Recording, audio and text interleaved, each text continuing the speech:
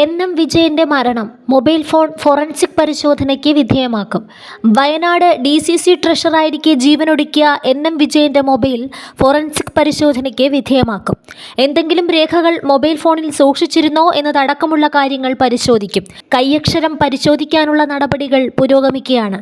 കൈയക്ഷരം വിജയന്റേത് തന്നെയാണോ എന്നറിയാൻ ഔദ്യോഗിക രേഖകൾ പരിശോധിക്കും.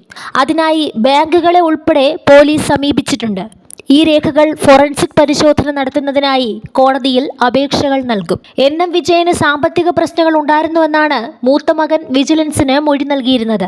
കുടുംബ പ്രശ്നങ്ങളല്ല, സാമ്പത്തിക പ്രശ്നങ്ങൾ തന്നെയായിരുന്നു മരണത്തിന് കാരണമെന്നും അച്ഛന്റെ സാമ്പത്തിക ഇടപാടുകളെക്കുറിച്ച് നേരിട്ട് അറിയില്ലെന്നും മകൻ വിജിലൻസിനോട് പറഞ്ഞു. കോൺഗ്രസ് നേതൃത്വത്തിനെതിരെ രൂക്ഷ വിമർശനം ഉന്നയിച്ചതിന് പിന്നാലെയാണ് മകൻ വിജിലൻസിന് മൊഴി നൽകിയത്.